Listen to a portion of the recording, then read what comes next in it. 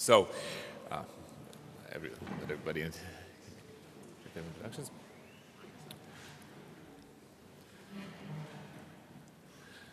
So we've looked at concrete examples of cooperation on technical questions between institutes of higher education and business. We've looked at the human resource aspect of it. Now we take a wider perspective, a global perspective, on what the future is of these kind of cooperations to drive innovation and to drive high value added business development. And to start off, I'm very pleased to be able to introduce our first speaker for this third panel, and that is Mrs. Pirkko Hämäläinen, the Ambassador of Finland to Latvia. We all know that Finland is one of the best examples of innovation, from Nokia to Angry Birds. We all, at some point, have had contact with cutting-edge Finnish high value-added products. And I'd like to hear from the ambassador what she has to say about how that can be explained and what we can learn from that in our own countries. Ms. Ambassador.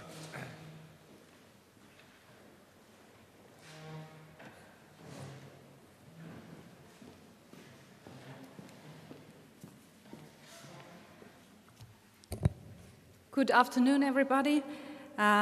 I'm so happy to hear you to give my speech. I have thought what kind of approach I should have for you this afternoon, and I decided that this is totally promotion of Finland. So hopefully you are not disappointed, but I try to tell you a little bit the story of Finland, that what we have done in the field of research and development, innovations, education, and so on. So let's start from the basics. I wanted to show you which kind of a country we are, and this is in a very short way to introduce it. We are parliamentary democracy already from the 1917. We have a population of 5.4 million people. We are, by the way, geographically sixth largest country in Europe. And of course, I would like to promote our beautiful lakes, almost 200,000, and almost as much islands in Finland. And our GDP is almost 36,000, that is from the year 2012. And the most important figure, maybe for today's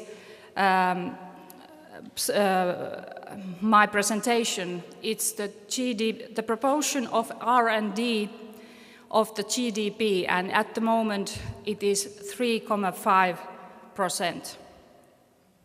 Finland has been, in fact, defined by the magazine Newsweek, great place to live. And the editors of the Newsweek, they draw their attention and their conclusion. They based it on 5 criteria: health, economic dynamism, education, political environment, and quality of life. Despite the long winter, they said, Finland is a pretty great place to be, the best actually. So this is very nice promotion to Finland to get it from the US magazine. And at the same time, if we look at Finland, we are the country with comparatively little resources. So how have we done that? And if we look at the challenges ahead of us, there are many. For example, the last 20 years, we have adjusted ourselves to globalization, and especially globalization in the market-wise, how to survive in the world as a small country with the small resources. The second question is demographics. This is the question which, of course, I mean, in the whole Europe, it's the question we are at the moment struggling with, how we get enough working labor because people are retiring, and we have become to that point where, for example, in Finland, there are soon more retired people than people who are in the working life. And that is a real challenge for the whole society. And the change in circumstances, how we answer to that demand and challenge, how we get along, how we keep ourselves on that phase that we can really answer to the challenges coming from the changing circumstances, coming from the globalization, and all the challenges within our own society.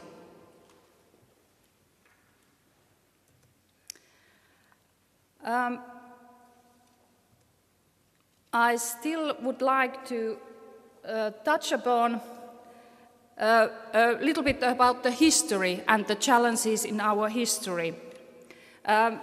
In the beginning of the 90s, Finland faced the most, one can say that the most, well, let's say hardest regression we had for maybe during all of our independence time. And it put our politicians to the point where they had to make the really policy decisions which would lead us out of that situation. And that meant that they had to take especially decisions concerning the education and the innovation policy, because the path was chosen so that Finland is going to have an emphasis on the export and its export-oriented country in the future. What should we do in order to answer to that challenge? But let's come for one moment back to the international rankings. Lately we have been, let's say that we have been successful in some surveys, and PISA has been the one where we have been on the top quite a long time.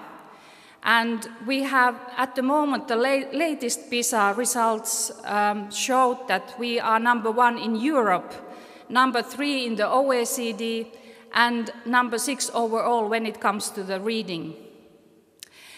Scientific literacy also remains strong, with Finnish students first among European nations and third among OECD countries, 5th overall. So even though the ratings have come down a little bit, we have still kept our position there, but comes to the results of PISA. And then World Economic Forum yearly gives the competitiveness report, and the 2 last reports we have been ranked 3rd overall in the global competitiveness report after Switzerland and Singapore. In terms of innovation capability, Finland was ranked 2nd.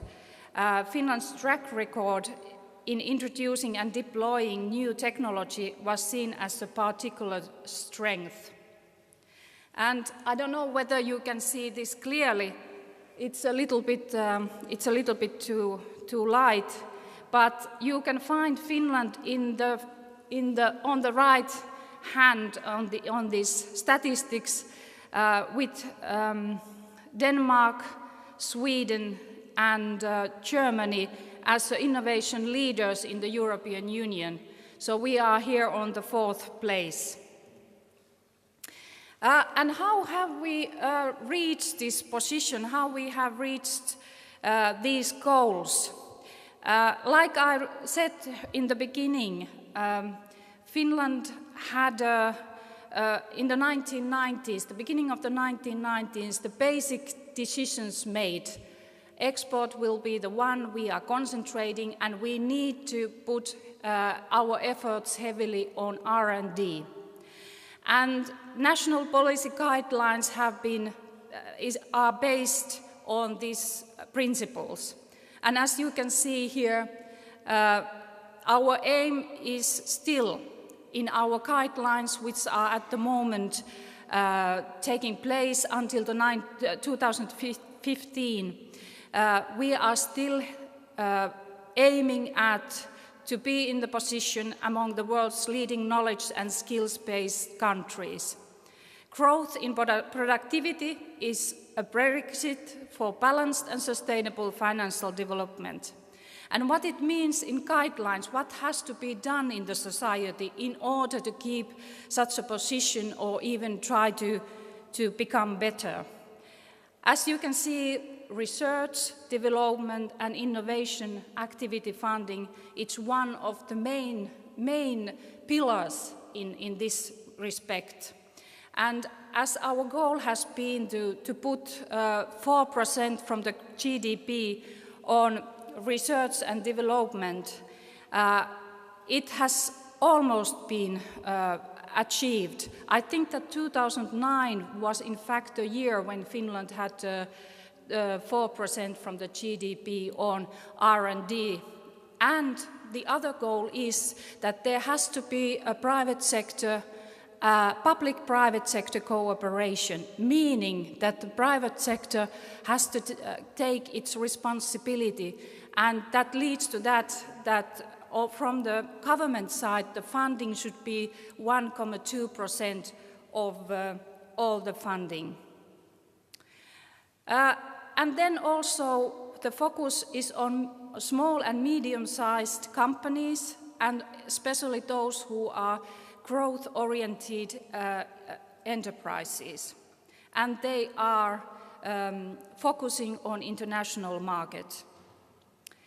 And of course, you can read there that which are our focus on innovation policy, and that is something that the emphasis is now put into. And then we have created the strategic centers of excellence for science, technology and innovations. I think we have something like 6 different centers of excellence. University reform, that was carried out at the end of the last decade, and it meant that research and the research side and the private sector could cooperate even more after the reform. And the 3 elements which were to be developed: education, research, innovations. And of course, basis for financing, structure and human resources in the society are the pillars to make success possible. And what is the most important is that all the actors in the society commit themselves to these goals. And as I mentioned earlier, the target of the financing of R&D sector was and is that 70% of it comes from the private sector and 30% from the companies.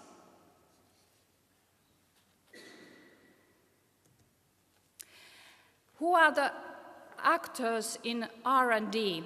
And now I mean that pillar which is created by the government side, by the state side. Academy of Finland is having a very central role what comes to finance high-quality scientific research. Then we have Finnvera, which is financing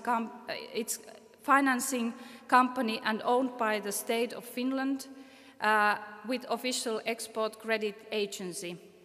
And then we have a Ministry of Economy and Sitra, which is independent public foundation that operates under the supervision of Parliament. I'm sorry, I have written a little bit wrong here.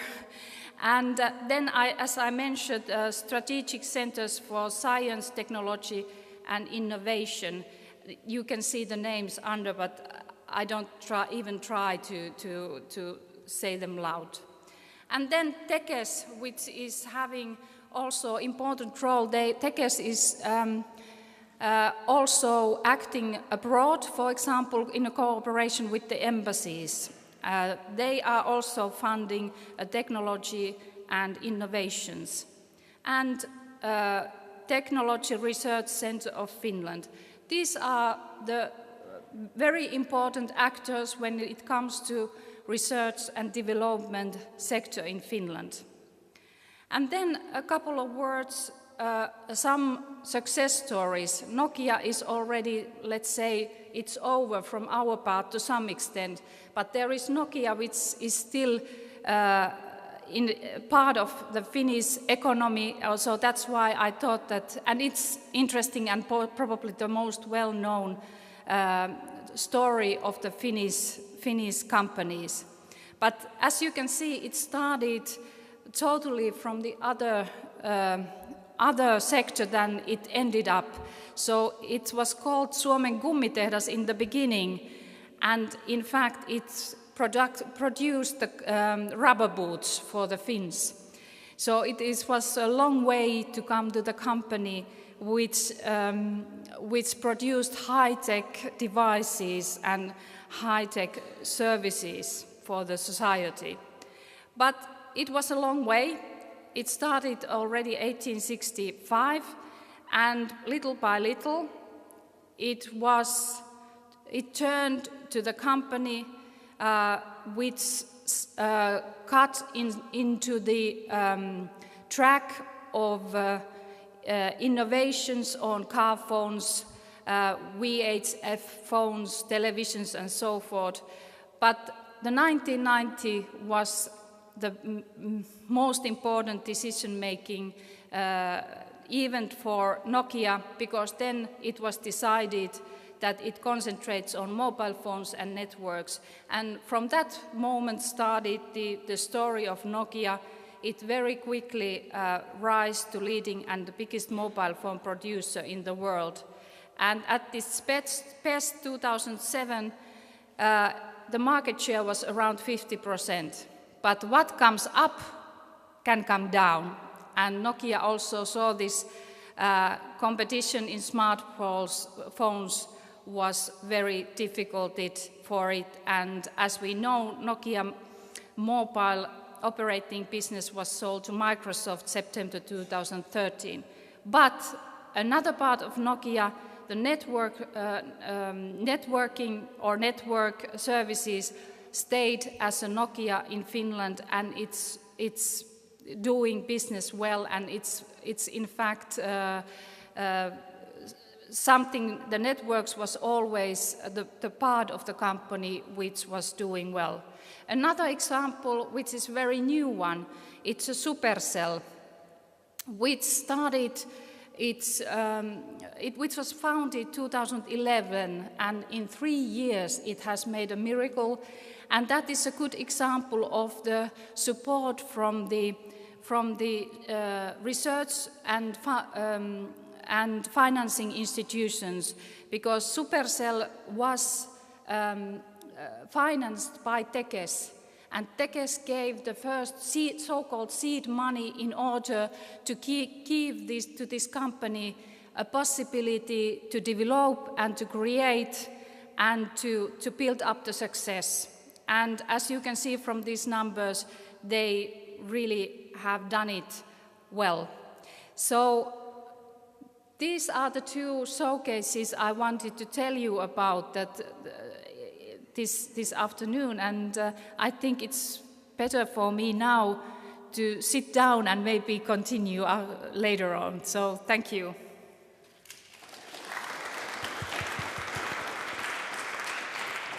Thank you, Ambassador, for this example that I think everybody can learn something from. Our next speaker is Mr. Aigars Jaundalders of DPA SQUALIO, and he will be talking about driving value from an efficient knowledge triangle: research, education, and innovation. Thank you.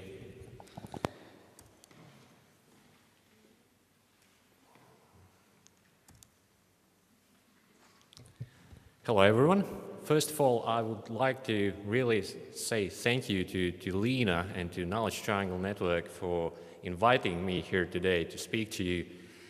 I'm not a scientist. I'm not a researcher. Gosh, I don't even have a PhD. I'm humble master of social sciences. I'm a guy who dreams and creates products, IT products, software, mobile, cloud, and stuff. And what I would like to share with you here today is actually my personal opinion, my personal view from my experience working on one of our products we recently launched, how we still work with universities, with students to make this magic happen. And I hope we will get to some questions because my slide deck is quite short. So I work for a company, DPA, which is quite unusual. It's largest national equity company in this country, but and we do also a lot of conventional stuff you usually see in IT companies in this region. We develop software for large companies, governments. We do biometrics and lots of stuff. But unlike others, we also do have our own internal R&D center, and we work, we create, we even patent, which is also unusual experience in this region, our own technologies, and we create our own products. And my story here today will be about a product we recently launched, and it's called Captioning. And by the way, you can, every one of you are welcome to see and try by yourself. Right behind you, there's a demo stand of this product, and see how technology can make lives not only easier, but easier and secure at the same time. We basically created a product that replaces passwords. This is a funny picture, actually, somebody took on the streets in the States. And it proves that even coffee shop owners do understand that passwords are a problem. I don't know if you can read it right, but so basically some person changed all his passwords to incorrect so that if he forgets password, system tells that it's incorrect and he remembers it. So we created a technology and we created a product that's simple and secure at the same time. And then we realized, and we turned to universities to search for other use cases, other applications of this technology and product. So to some extent, we have a camera, but besides the fact that camera can take pictures, besides that this product can replace passwords, we wanted to see what else students, school children can suggest us how to use this product in other areas and for other applications. And I would like to put this into my experience, to put it inside the context, inside the framework how I personally usually think about innovation and cooperation between companies and universities. So how should it look like, UBC, universities and business cooperation? To me, it's really simple. It's fast forward, FF. But, well, animations apparently just revealed all my secrets, but it's not fast forward, but fair and focused. Fair is the word I usually refer to IPR. So when companies and universities and students and school children work together on something, intellectual property that is created within this process should be allocated, should be owned in fair manner by those who invest most into this process, by students, by universities, by companies.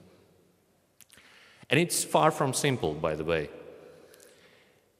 And it should be focused.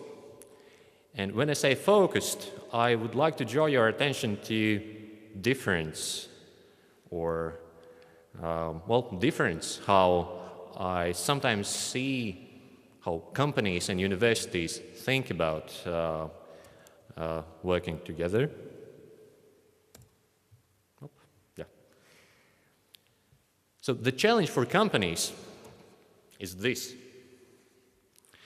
It's from the United States, it's from public companies, but it's even worse with private and smaller companies. This is the form publicly traded companies need to submit each quarter to Securities and Exchange Commission about revenues and stuff. But the thing to understand is that companies live and breathe quarter by quarter, year by year, most often month by month. And usually companies plan all activities, including R&D, within this framework of reference, a year at most, probably. Companies do plan longer, but those longer-term plans, due to the speed of life we all live in these days, usually those longer-term plans are, quite frankly, volatile, whatever anyone would tell you. They're subject to change, a lot of change. And so the question is, focus where? And I really like well, you again see all my secrets. I really like framework late Donald Stokes, one of the leading, or I would actually say the leading political scientist of all times, has proposed a framework to think about innovation, research and development. And as other frameworks, this is quadrant-based. And the first quadrant is actually, Mr. Stokes didn't tell any name for this quadrant. If you can see, it's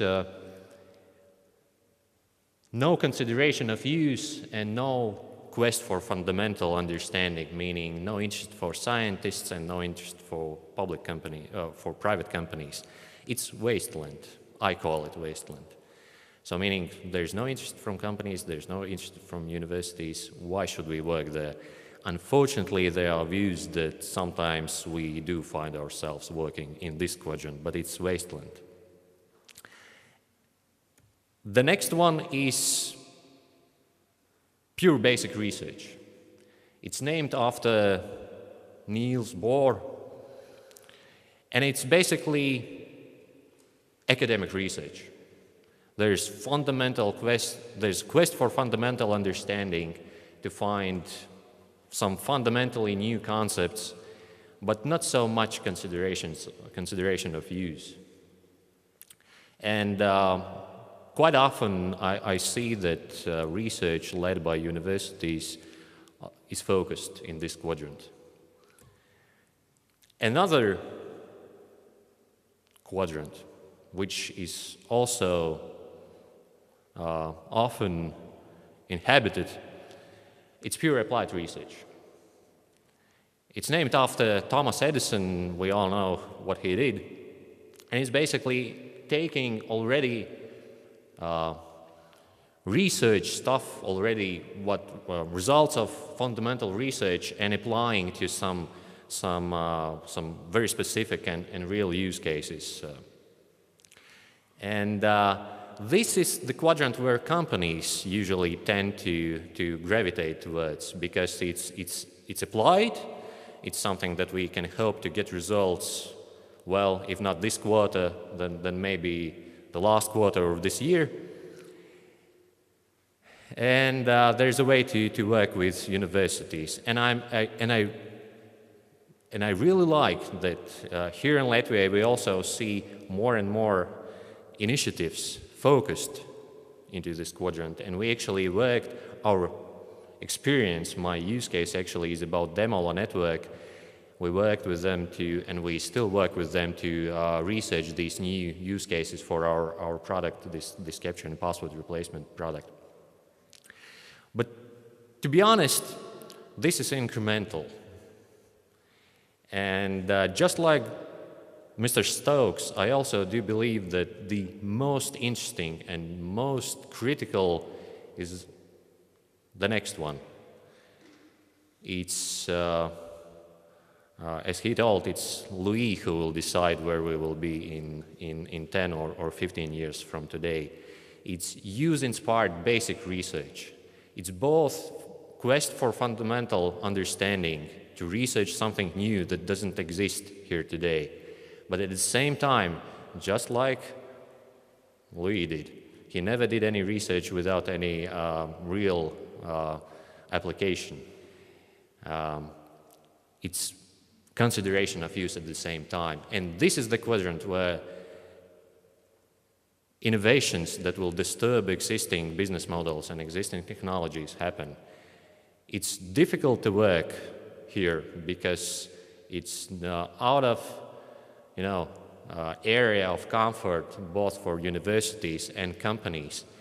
But we need to figure out a way to move here. And personally, I see these initiatives focused on pure applied research as a starting point to bring together universities and companies so that we really understand each other, not simply talk to each other, but understand each other. And then we will be ready to move one step up to the next quadrant, which is use-inspired basic research. And from my experience, I can tell you that a while ago I was honestly quite skeptical about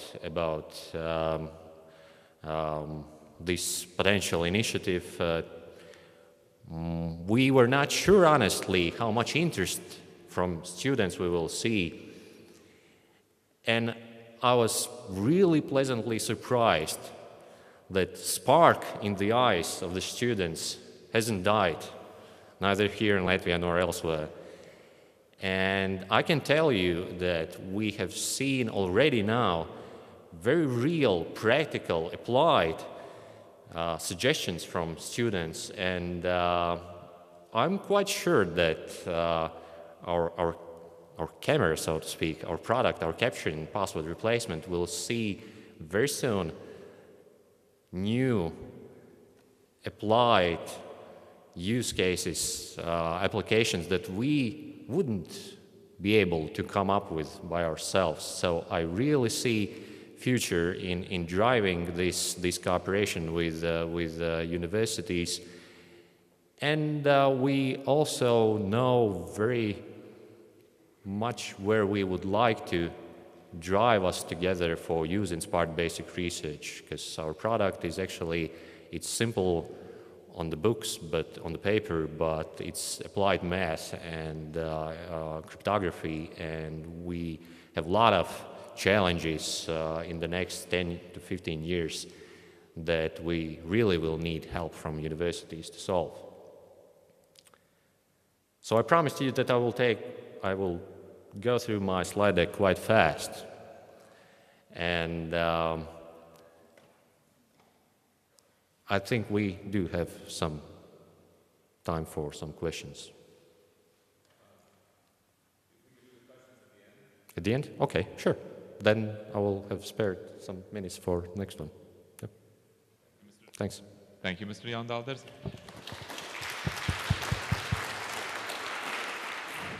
Our next speakers are, again, from Stavanger, and they are Mr. Ståle Oftedal and Mr. Stig Selmer Andersen. And they will be doing a case study, Prince Albert of Monaco. Yes, he'll be here in a few minutes. That's an interesting presentation. University Strategic Resilience and the case of EVS24 in Stavanger. Please, and I'm going to give you the microphone. Absolutely. We'll be two people doing this presentation together. I'm Mr. Stig, and I work at the University of Stavanger, where I head up the Office of Quality. And I also work as an advisor for our Director of Academic Affairs. University of Stavanger, you know everything about that after Elisabeth's presentation. But it's the biggest university in southwestern Norway, and it's also the only university in southwestern Norway, and it's a young university. And it's a university that has as a strategy to be innovative, and by today it's the only University of Norway that is a member of the European Consortium of Innovative Universities. This presentation here will be in two parts. First, I will do sort of the theoretical framework for our presentation, and then we come to a real part of the presentation, which will be done by Mr. Ståle, which happened to actually work in the real life, and so he's got a bit of a different perspective than me. This is not the right one, is it?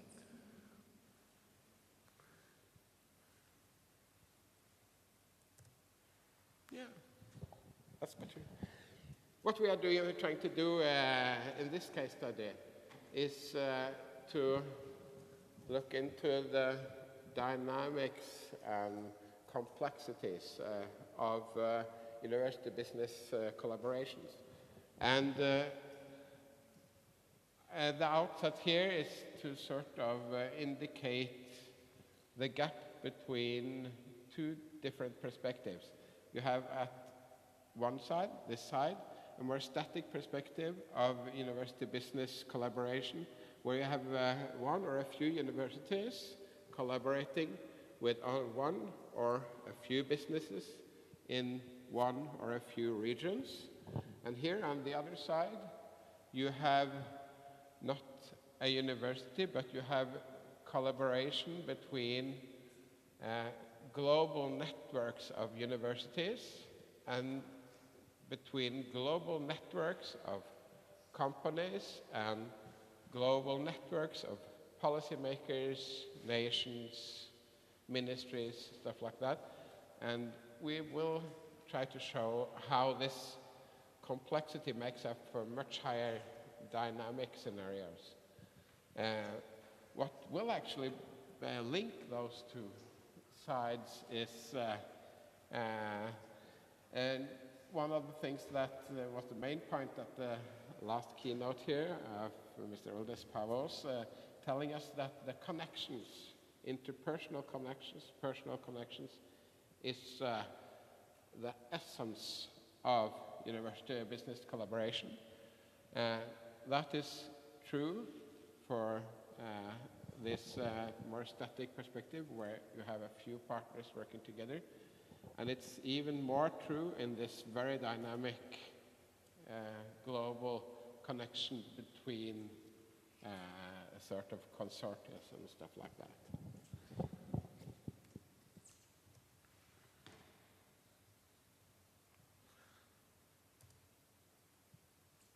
Yes, the theoretical sort of framework for this case study. It's this study of strategic resilience in multi-authority organizations, and we'll just have to use a little bit of time to explain both of those concepts. And then Mr. Ståhle will tell us about the EVS phenomenon as a phenomenon. EVS is Electric Vehicle Symposium. And he will also tell us about the EVS 24 event, which were staged in Stavanger. And if we're lucky and Mr. Powles hasn't dinged his bell loud and clear by then, we will also have time for the sort of roundup into the framework at the end. Multi-authority organizations within the EU, that's sort of the basic framework these days, that they're not single authority. You have here the principle of the owners, authorities as owners and managers. This is both for universities and all our other organizations, but in universities, this is both de facto and de jure difference. It's by law in most European countries, and it's also a de facto thing. So it goes for the institutional autonomy as well. It's given often by law, but at least in practice. And the principle of academic freedom is given usually by law, but also by practice. Having this sort of interaction between authorities where nobody can really put his foot down and tell you where the cupboard is really going to stand, that makes the scenarios much more interesting when it comes to governance.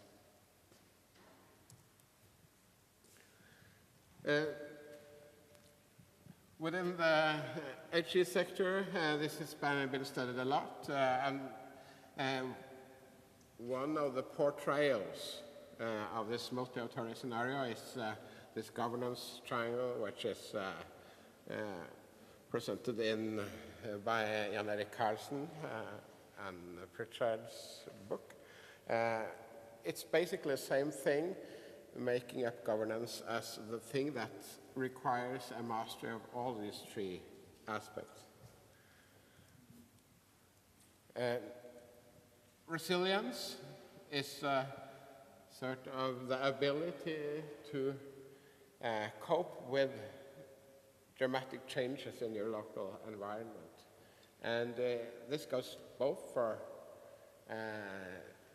sort of regaining your abilities after a setback, but you have also the kind of strategic resilience that is explained very well by Gary Hamel and Lisa Valakangas, that is the ability to actually master possibilities that emerges in the environment around the organization. And in today's scenario, most universities need to increase their resilience.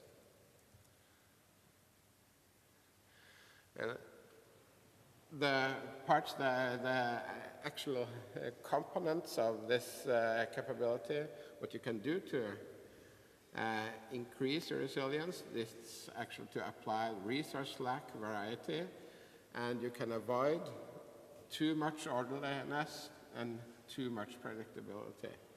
And that's one of the major findings regarding resilience. And being here on the same panel as an ambassador of Finland, I cannot really resist the temptation to challenge you on how the very Finnish concept of sisu might be related to resilience and innovation, because I think that is actually a thing that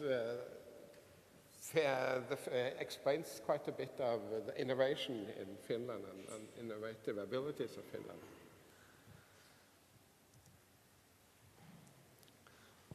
And that sort of ends off my part, and let me hand over the microphone to Mr. Ståhle. Thank you, Stig. Mr. Moderator, ladies and gentlemen, basically understand I'm a car dealer. When we came from the airport, we saw Toyota shop. Imagine me in there. That was the beginning of a great adventure in a way. How does a car dealer get to meet with Alberto Monaco, for example? This is the introduction to the EVS 28, which are going to be in Korea. You'll see it's the oldest worldwide symposiums, and it's been 47 years in existence going on.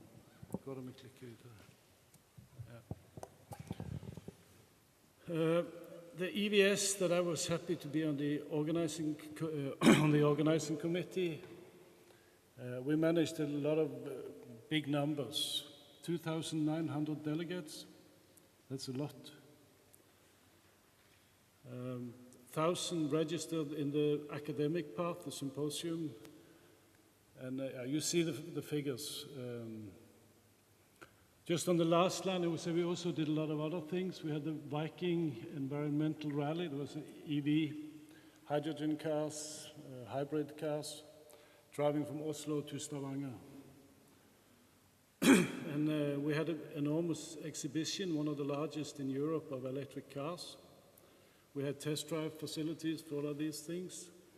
And we ended up with the document with recommendation that we sent to the climate panel in the UN. So this is a quite big thing. Enter.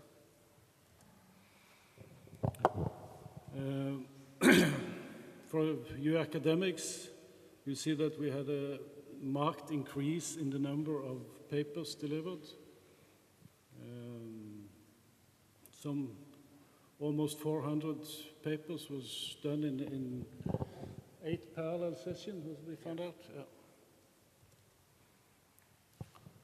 Yeah. It started as a pure academic forum in 1969. Then the business, the people who should make this, started to collaborate. Then the legislative part started. I mean, we all would like that the contact for the electric car is the same all over, it delivers the same performance, etc. And for that you need the governments. We want the laws to be the same in every country, how these things should work.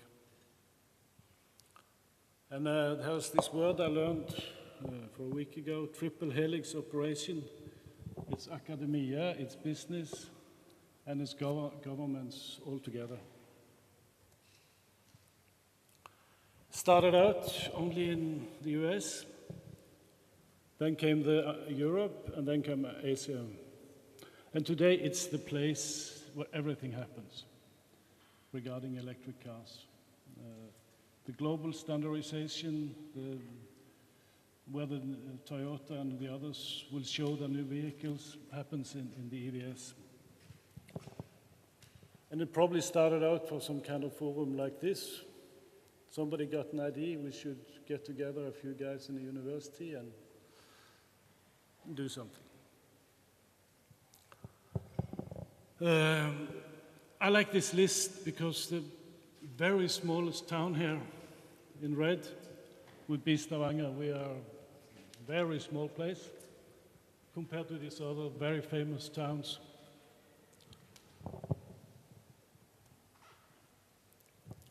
And so how could it happen in Stavanger? It all started out that some people in Stavanger wanted to start an electric car union or forening association. And then some of us said we could probably get some EU money in from this. So we were awarded the LCDs project, which was, I think it was 6 small vans driving around with posts and so on. So in a way, we managed to get on the map in the EU, and we were noticed in Europe on the electric car front.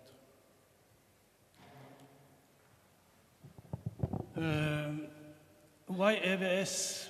In a way, we never dreamt about, because this is getting the Olympics when it comes to environmental vehicles.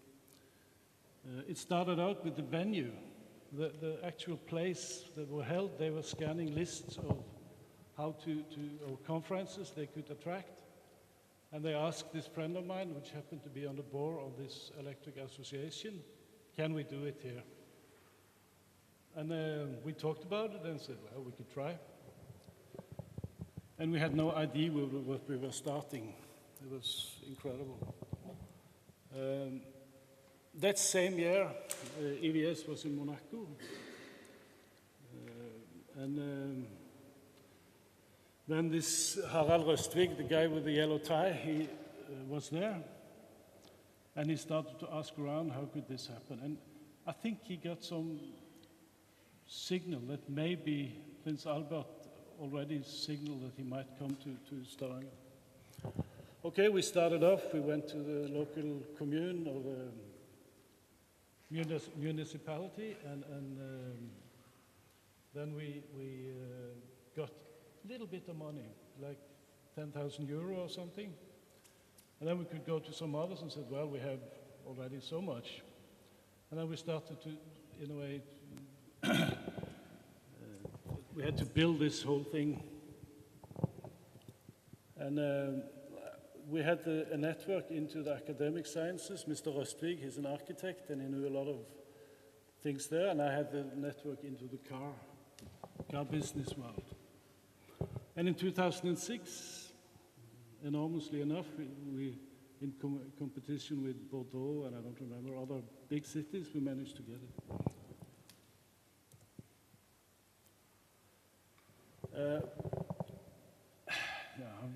How much time do we have? 5 minutes? 3 minutes, okay. Let me just tell me, you see, the place to meet is enormous. I mean, I meet the chief of GM, I met,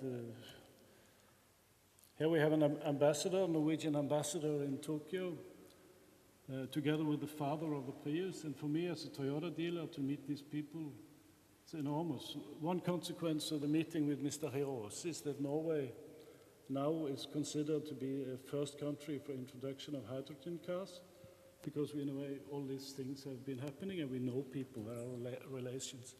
The ambassador, I could use that when I had two customers to Japan. We were invited to the embassy for a very nice meeting. I met Dr. Takimoto, board of the Toyota Motor Company, went to a dinner with him, and we asked very carefully, do you think Toyota maybe could support us with a bit of money? And on the closing session, he came to me and, Mr. Oftedal, you can rest sure we will support you. So a very important point. Mr. Albert, Crown Prince of Norway, because when we got Albert, we had to have the Norwegian royalty too. And all of this, of course, I mean, the television went wild. All over Europe they came. Belgium, Japan, no, that's not Europe. My personal favorite, Amory Lovins, a Bush advisor on environmental issues, enormously interesting guy to be on a boat trip with. Morten Harke from AHA, my wife enjoyed that relation.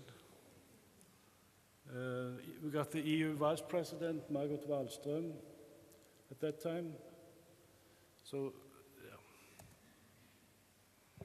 Stig, you triple headaches. Yeah. Okay. What we did or are doing in this case study is to relate the evolution of the EVS 24 and how it came to Stavanger within this framework of strategic resilience of multi-authority organizations. And the things that, the hypothesis that we'd like to bring forward through this case study is that this is sort of, it needs a different approach of analysis than a set of singular collaborations, because you have this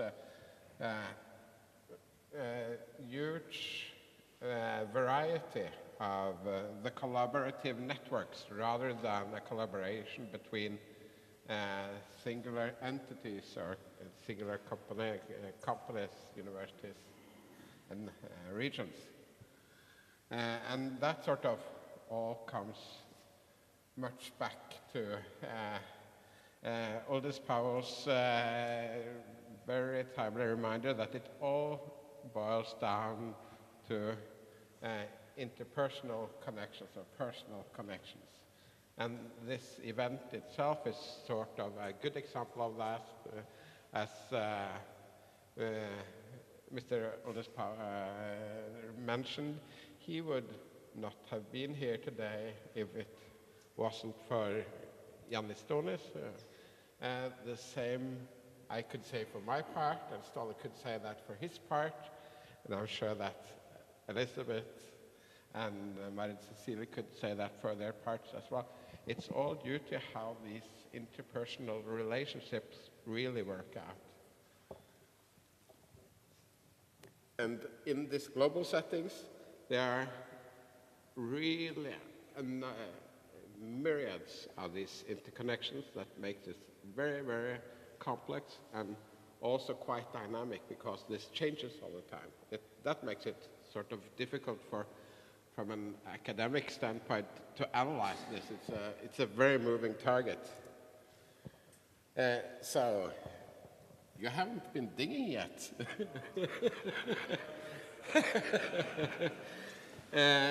This four-factor analysis we need to follow up our approach to this it's 4 axes that we analyze against. The first is the resilience as showing through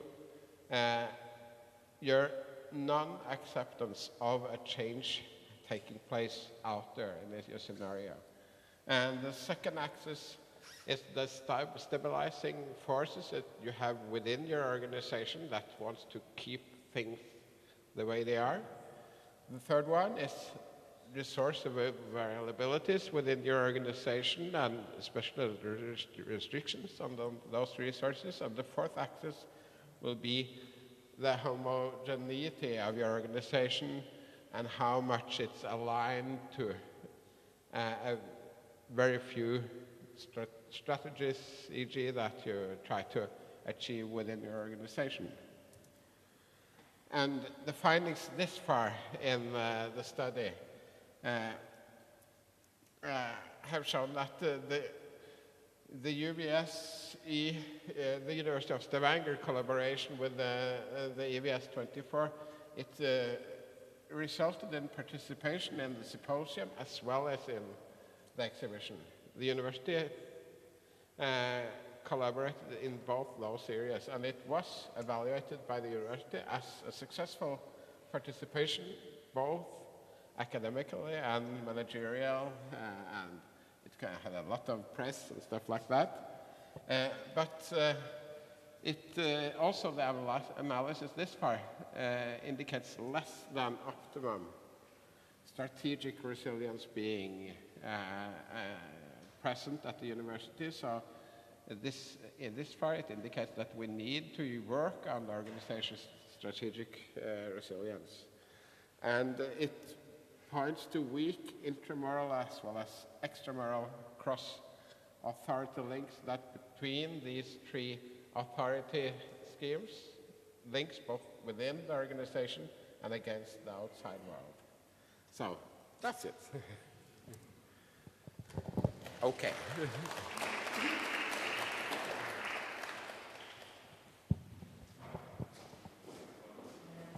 Would you like this one? Yes, thank you for that presentation. It made me think of a number of things. First of all, about the fact that this kind of electrical vehicles, I think that's really that 4th quadrant that you were talking about where the practical and fundamental research comes together. But it also made me think about the generational issue, because you have Albert of Monaco. But if I think of my 12-year-old son, if you had Elon Musk there, then he would be here in a second. If you don't know, Elon Musk is the developer of the Tesla automobiles, which is now the hottest thing in electric vehicles in the world. And yeah. Oh, really? Well, but for my 12-year-old son, that is a real hero, and so that's a. Now, our next presenter is Lina Zene. She is the chairman of the board of Knowledge Triangle Networks, and she will be talking about From Bridging to Succeeding, University and Business Cooperation Through Success Stories. Please, Lina. Good afternoon, everyone, once again. Being one of the last, but hopefully not least, presenters of the day, I want to talk about how we are seeing current status quo of the university business cooperation, and hopefully then in the closing panel we can discuss what is the future of the university business cooperation. So why we are, as a non-governmental organization and team of enthusiasts under the umbrella of Knowledge Triangle Network doing this. So we came up and established organization with a mission to drive higher education modernization agenda. And we believe that we can do it by helping higher education institutions to define and win through their institutional uniqueness. So being with something special, finding from within what we are so special about, and working and prioritizing this 1 or 3 top priority things. And we saw that we, as a NGO, non-governmental organization, can help universities with this. And also building cross-border partnerships and though driving competitiveness on global and open market. And especially in Latvia, but also probably elsewhere, it's very importantly for higher education institutions not to lose and polish and win through good reputation within public society, within businesses. And many researchers also show that businesses want to cooperate with brand names, with biggest players in the market, and also vice versa. Universities are looking for, first of all, looking for those companies that can add value by their brand names. But I think that some examples of today actually also showed that pooling smaller powers together, smaller players together, the win-win situation can also be reached. And then within our team, a year ago we thought that there's a good chance and a good moment to set up the University Business Cooperation Project.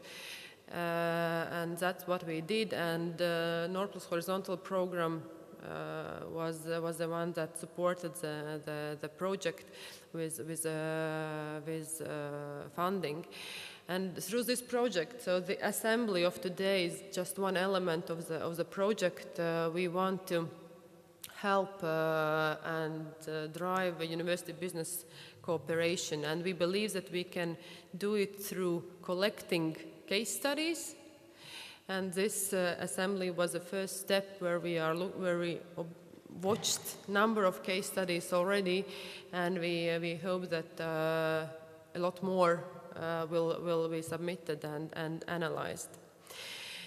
And when we talk about those uniquenesses and special things of universities or businesses, then we think that this university business collaboration can happen in 6 broad areas. And in some cases, some universities, which are more like research universities, probably are doing much better work in research and development area. Some others who are more applied sciences or more business and social sciences oriented universities, they might collaborate with businesses more in curriculum development area or lifelong learning models that was represented by Stavanger, for example. So those are the 6 areas where university and business cooperation can happen, and I would like to encourage and ask everyone to think through in which area I am unique, and then build on that power and prepare kind of good messaging for your partner. Would it be business partner or non-governmental organization, or if you are representing business, then put up your story for university as clearly as possible, answering those questions that were also discussed today, like what's in it for me, and what are your needs and your missions. So far in the project, we have very deeply analyzed 15 case studies and draw some conclusions I will share in the next slide. 7 case studies are published already online, and the ones that you got in the handout material today are available in more details in the project collection database website, and 10 more are coming. So what are my major kind of reflection points today, being analyzing those couple of case studies from now? So there are definitely number of important challenges that we are all facing when it comes to university business cooperation. One of those being systematic gap. Systematic gap meaning that mainly also on national level, like on policy leaders level, there is no structured or long-term or sustainable support right now in place to support universities to work on university business cooperation agenda, but also no systematic support for businesses to do it. And in many cases, we hear from businesses that we don't have enough time, and we expect universities to be the first ones to come and talk to us. But then also universities are telling that we are open, we are waiting for somebody to come. So who should be the first, and who should be the initiator of this cooperation? Culture gaps, I think, were discussed pretty much already today. Like, expectations are different, experiences are different on both sides, and how we can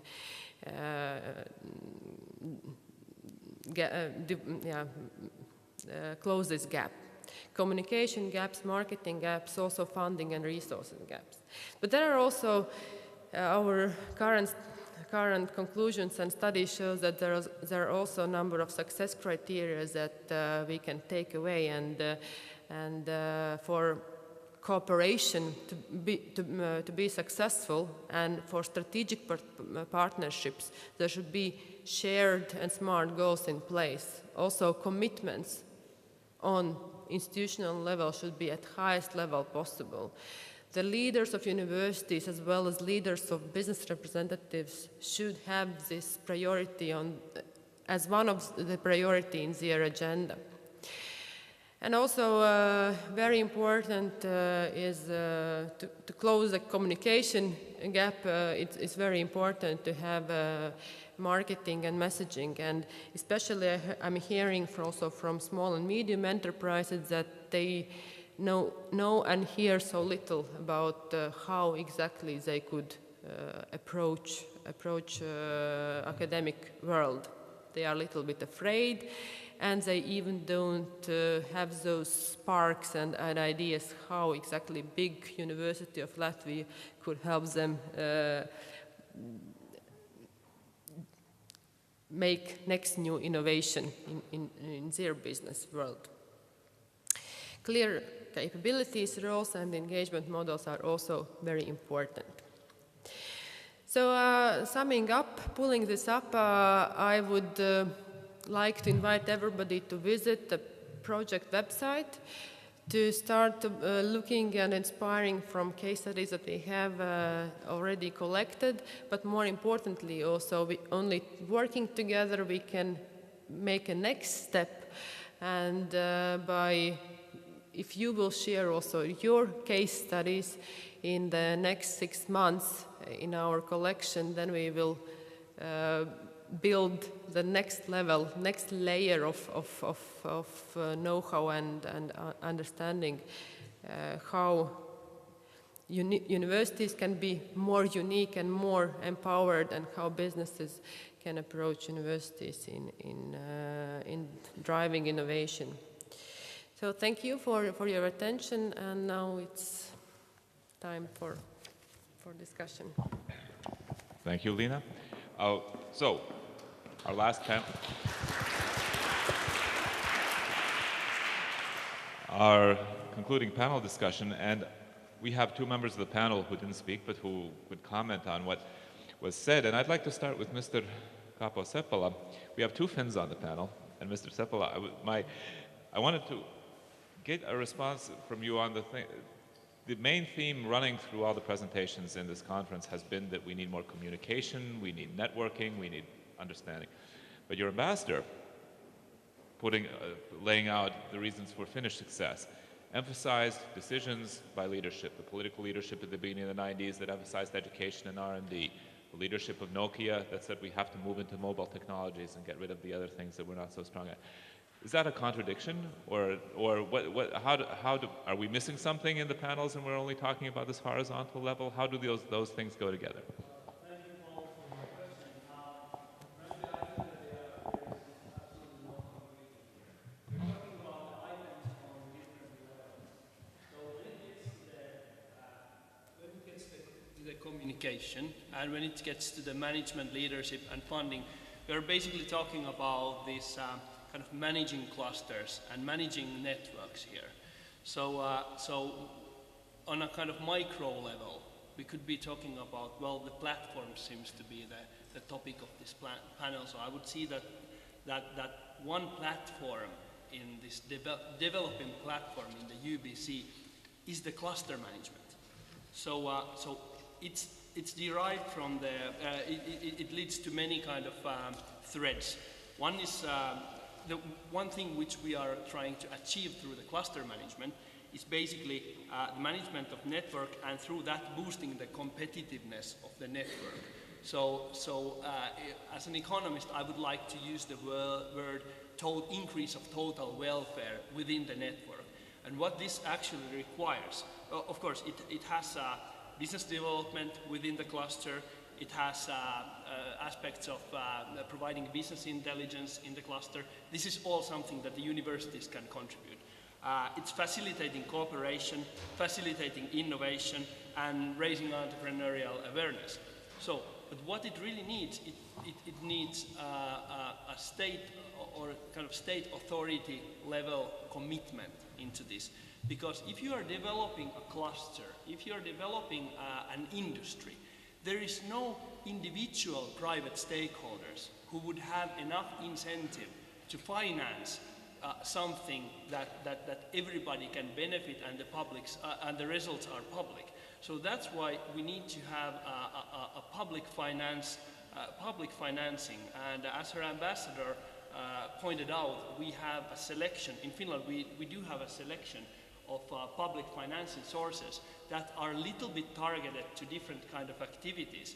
We have financing for the basic research and financing for the development of companies and clusters. So I think that it's from the on the grassroots level, it's all about creating the better communication and facilitating the communication, but then it also needs kind of management and visions on the state level. Okay, thank you. And just to be honest, you're a representative of the University of Latvia. What will you be taking away from this conference for the work of your institution to foster these kind of relationships? Thank you for the question. First of all, I wanted to say that during the closing remarks, but definitely I can say we became richer. We became closer. This is the main maybe from this conference. I don't think we covered all aspects what we can think about when we are speaking about knowledge transfer, technology transfer, or commercialization of the research, especially public research. We are speaking about public research. It's probably for the next conferences and for next projects. But when Lynn asked me to be in panel today, one of the things what came in my mind first was that, and it reminded me of another conference when Daniel Kupka, who is a researcher in OECD, said very nice thoughts about universities. He said, dear universities, you have to understand and remember that your students and your alumni is better entrepreneurs as your researchers. And please teach them to be businessmen and to be entrepreneurs. And I think this is the first step what we have to do. And a question for the ambassador. Ambassador Hämäläinen. You spoke about Finnish competitiveness and what Finland did. We've heard a lot about international cooperation on this panel as well. I mean, what does Finland do to promote internationalization of its IT environment and to develop these kind of partnerships to become more competitive? Well, at the state level, of course, as I mentioned, that we have a couple of institutions which cooperate internationally, for example, through our networks, like embassy networks, and try to find new collaborators abroad. Then I think universities, in fact, they have a very important role in this, in networking and finding a cooperation also. I think it's not kind of, that there is this one channel. It's something that is taking place, and I think it was well said that it doesn't happen in that way that, that there is this policy and then everything goes according to it, because there are so many possibilities to cooperate. It's to find the right people, right time, and what's the role of the government is to facilitate that, to make such possible, and that also applies to the international field. There is something that has been done, but it's not all what is taking place. I don't even know myself what kind of different kind of actions and projects are taking place between, for example, Finnish different institutions and university, higher educations and enterprises. So that, I mean, it's open field. And I'm sorry, it's my telephone. And with Mr. Jandal, I'm going to continue this international aspect because we're talking about global perspectives, large platforms. You showed a map where your company is represented in a range of countries. I mean, how do you see international cooperation in your development, and do you see larger groupings that you could enter into to further your goals? Well, definitely, but I also do believe that a plant starts usually with a seed, and you need to start with small things to allow them to grow into something larger. So in this respect, I think that to bring together universities and companies,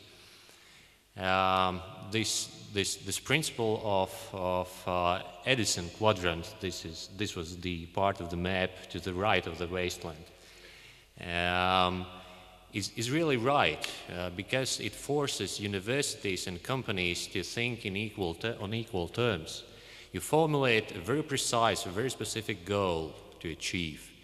You set a time reference that companies understand, a year at the most probably, and you bring them into the same room and kind of even to some extent forced to work together, to talk to each other. And then then it's a matter of watering and caring about this process of communicating companies and universities together on one specific goal. And I do believe that it's only a matter of time when this specific cooperation will move this step upwards and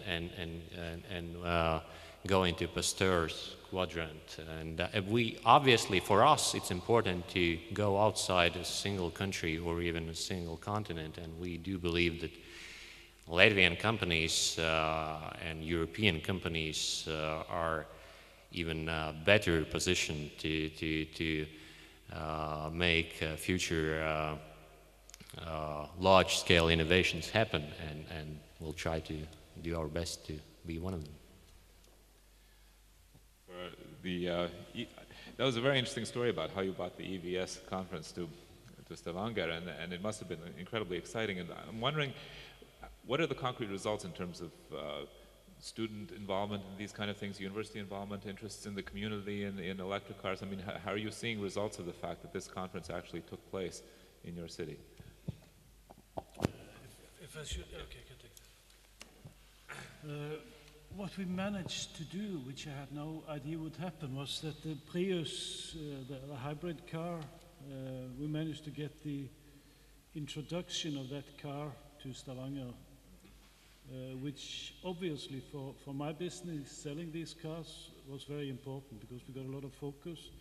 It had been shown at the Geneva show a few months before, but nobody had driven it, nobody had tested it.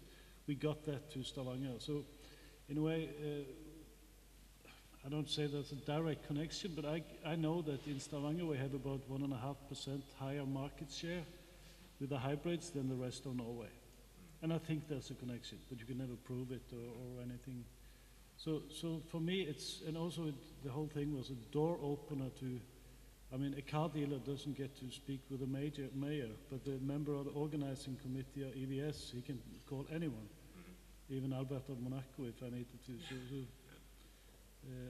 I think there's been an impact in the public opinion about electric cars in Stavanger, and also today EVS is environmental cars. It's hydrogen cars. It's not only electric. Okay. It's the hybrids. So, Stig for the academic. Yes, for the student engagement, the EVS series has throughout the years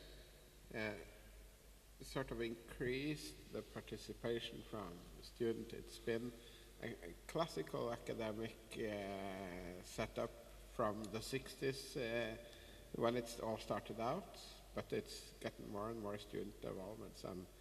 At the EVS in Stavanger, there was a student giving one of the keynotes for the symposium itself, and also in one of the products of the EVS 26 in Stavanger, that was a statement made to the United Nations Climate Panel from the symposium. And one of the key points of that statement was delivered by one of the students. But for the University of Stavanger, that is another area that would be considered. If you look at the numbers, it looks much like it was successful, but it still has a number of improvement axes when you analyze it through this strategic resilience perspective. It could have been done quite a bit better. So it was a success, yes, but it was not a success that will survive the critical inspection of this strategic resilience perspective. Okay. And finally, for Lena, the word knowledge is in the name of your organization. What is the knowledge? What are the main things that you will take from this conference to further your research on kind of interaction between business and academia? Is it kind of the closing up already all the conference or the last session? Because things that will remain in your mind the most. Yeah, it's. I think it's really a challenge now when we will disconnect physically from this. Aula Magna and kind of will not see each other personally, how we will continue drive those partnerships and really how to make those connections and how to make this quality of relationship. I think that's very critical. I think we made new connections, everybody today here, and also some new ideas for business development or study program development or doing new research. But then not to lose those in the busy lives that's happening just after the conference for everyone. And how to drive this quality of dialogue on both sides. And what will be the really next step for everybody sitting here in this panel and in the audience and watching us live broadcasted. Like, what's the next step for everybody? I think that's still on my mind, and I cannot give my answer actually yet. But I hope that we will meet and hear a lot of interesting and valuable stories on the university business cooperation in the next 12 months or so. Okay. Before the concluding statements, we have time for a question or two. I hope everything's winding down. I understand people, the energy level is not that high, but let's get things up and maybe we can have a question or two. I'm sure there's something that you want to know. No? Oh dear. Please. Vid Beldas, the Botanica project affiliated with the University of Latvia. We are maybe at an early stage in a conference like your electronic vehicle conference. June 5th, we will have a conference on collaboration in space science and technology between Central Europe, including, of course, Latvia and other countries, and Africa. And the idea is that there are huge unmet needs in Africa and certainly Asia and elsewhere. Folks are dirt poor, but they really need satellites. They need those technologies. And so we're looking at launching something similar. We're open certainly to learning lessons, and any advice you could give on launching a conference that maybe in another 20 years or so will be something like the EV conference. Any advice? Yeah, get started, get people who want to do it. I know ask around. There's a lot of, in a way, projects like that. Monaco has a conference called EVER. You could go there because there's a lot of African students doing research on solar power, water cleaning, all these kind of things. And I think you could get local connections if you needed that from the universities. That's a good point to meet the universities of Africa, Northern Africa, if that's interesting. But in a way, just start. Try to find out who could give you support money-wise. I mean, you have to do some strategic thinking. Who has economic interest in this, and then academic interest, and then it's in our case. We started out with the local municipality. We got, like I said, 10,000 euro. Promise, start booking, start doing things. So, and then we just draw on all the connections we could from Toyota, on the state, on the university. Everybody contributed, and in the end, we had enough money to launch a good conference with good speakers, and then it all came by itself in a way when you got this train rolling. Any other advice? Just a clarifying question. Is this supposed to be a single-off event, or will it be like the EVS, a series of events? A series. Yes, because from the analysis we've done, it seems like one of the success criteria that the EVS series itself has managed quite well is the collaborative networks, both within academia, within businesses, and within ministries. So having separate networks develop as successes on those three areas, as well as managing good linkage between them, the intra-network linkages, that seems to have been one of the major success criteria that has made up for the EVS series to be as strong as it is today. Any other advice? No? Questions? Yes. With due respect to all the other nations here, but if you're looking for advice on satellite technology and other significant instruments, I suggest you look at Asia itself. It was India that helped Latvia to launch a satellite, if you remember, a few years ago. Yeah. It's countries like Japan, China that are leading. They're the tigers of the world today. So if you're looking at technology in this part of the world now, I'm afraid you have to reverse back. Yeah, probably even Africa right now. I'm not from Africa, I'm from India. But Africa itself, there are countries like Nigeria. Today you have the mint countries. Mexico, Indonesia, Nigeria, Turkey. They are the ones who are leading. So I suggest look that way, not here. Thank you.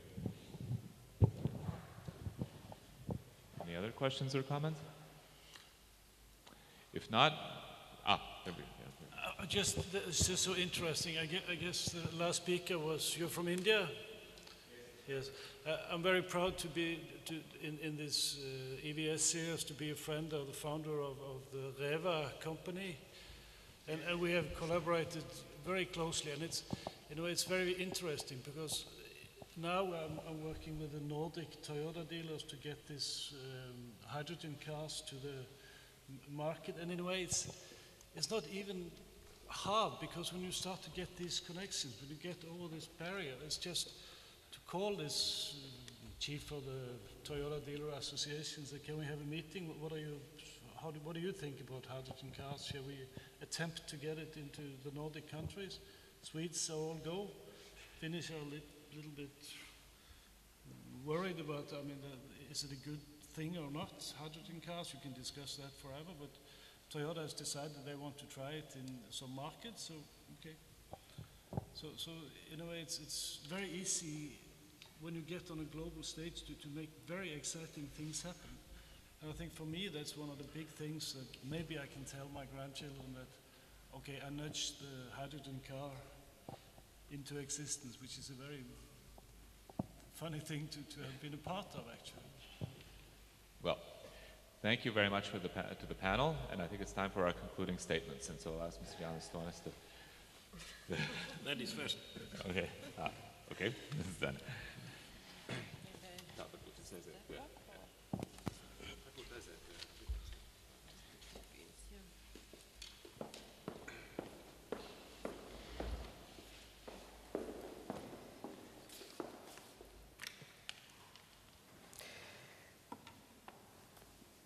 So the day is almost over, and first of all, thank you all for coming, for listening.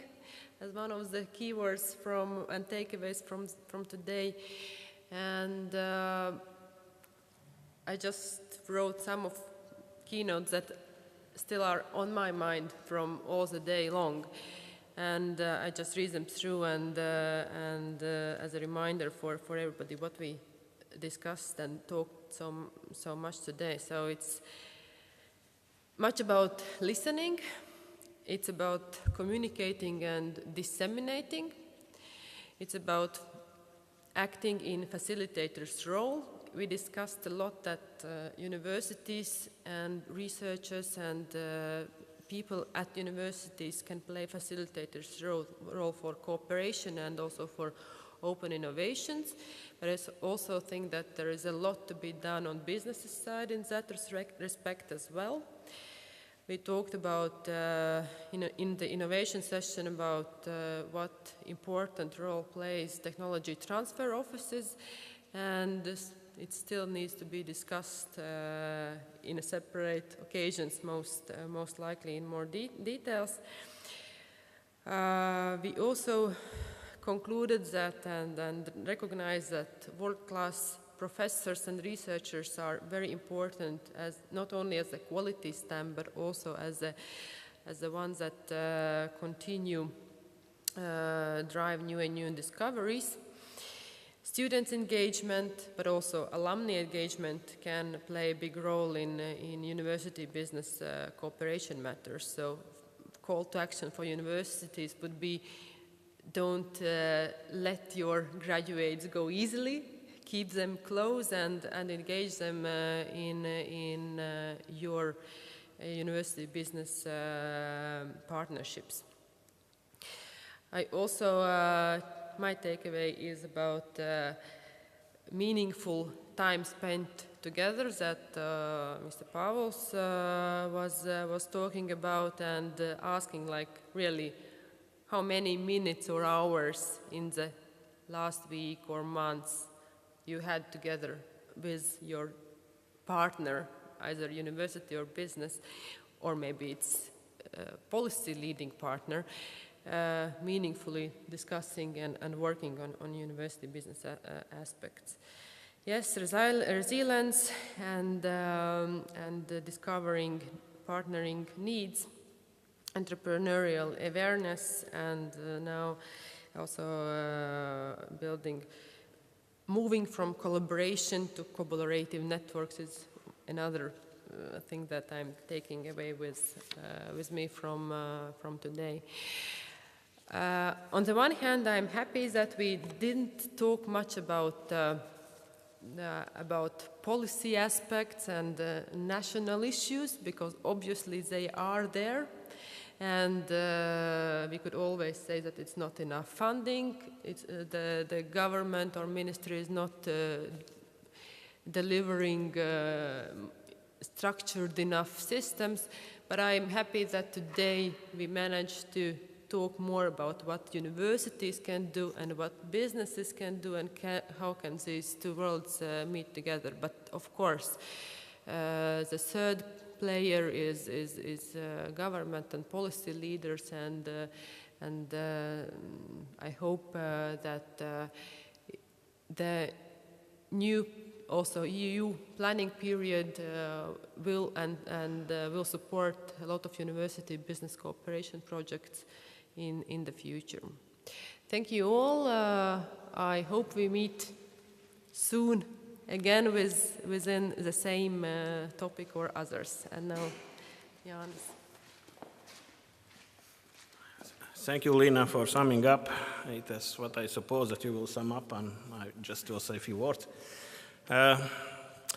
Colleagues, friends, close friends, as we get closer during the last session, I can say that I would like to thank you for coming. Thank you for being part of this project, and especially I would like to thank our partners, especially those who came quite far away. And I also would like to agree what Lina said, that it was very good that we didn't heard much about the policies today, about that actually about the money. And things like very often we can heard in conference about the commercialization terms like triple helix and quadrihelix and so on. But I would like to also congratulate you all, because you all are masters of listening. And you are the beneficiaries of this conference, so we are here to the real end. But before I will say goodbye to you, I would like to thank Lina, who is the initiator of this project and run up all this project. And for the future, I would like to present, Lina, to you small seed money. It's actually Latvian lats, still very, very strong currency, with a university building, this building on it. And in Latvian folklore, there is a tale about small coin verdiņš, which always is in your pocket when you need it. And just I hope it will be your seed money for next project. Thank you.